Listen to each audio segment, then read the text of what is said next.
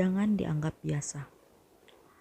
Janganlah ada perkataan kotor keluar dari mulutmu, tetapi pakailah perkataan yang baik untuk membangun di mana perlu, supaya mereka yang mendengarnya beroleh kasih karunia.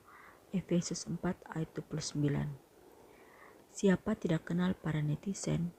Netizen tidak menunjuk ke pribadi tertentu. Mereka bisa siapa saja. Kesamaannya adalah sama-sama punya akses internet dan akun media sosial. Meski sebenarnya netral, tapi istilah netizen makin lama makin berkonotasi negatif. Netizen digambarkan mudah berkomentar dan menyimpulkan tanpa mengecek fakta, suka membuli, menghakimi, membenci tanpa alasan, berpikiran negatif, bergosip, nyinyir, atau bahkan mencaci maki orang yang sebenarnya tidak ia kenal dan sebagainya. Karena sedemikian sering hal itu terjadi, sikap seperti ini pun menjadi perilaku umum. Sikap nyinyir dan ucapan negatif dianggap sekedar candaan atau ucapan ringan belaka. Kenyataannya, daya rusak dari kata-kata negatif itu sama sekali tidak dianggap ringan. Stres, tertekan, depresi, hingga persekusi, kasus hukum, konflik, dan kerusuhan bisa dimulai atau disulut ucapan seperti itu. Tentu tidak hanya ucapan di media sosial saja yang merusak. Dalam hidup sehari-hari pun sama saja, bahkan mungkin dampaknya lebih besar lagi.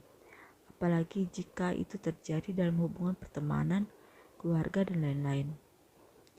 Dunia bisa mengucap ucapan negatif, komentar, nyinyir, gosip, candaan menyakitkan, atau kritik dan penghakiman yang membabi buta sebagai hal biasa.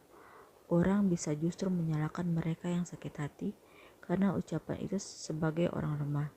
Tapi sebagai orang percaya, kewajiban kita adalah menaati firman Tuhan. Alkitab sendiri berulang kali menekankan betapa pentingnya kita bisa menjaga ucapan dan memakai perkataan kita untuk membangun, memberikan kebaikan, dan orang yang mendengarnya beroleh kasih karunia. Bahkan menurut ucapan kita jugalah kita dibenarkan atau dihukum. Maka kita akan dibenarkan atau dihukum. Maka mari periksa diri kita, apakah ucapan kita, baik lisan atau dalam tulisan, hanya sia-sia, atau ucapan kita bisa jadi berkat bagi yang mendengar atau membacanya.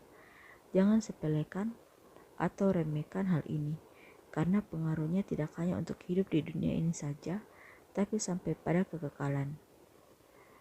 Apa yang diucapkan dalam hidup ini ikut menentukan apakah kita akan dibenarkan atau dihukum di dalam kekekalan.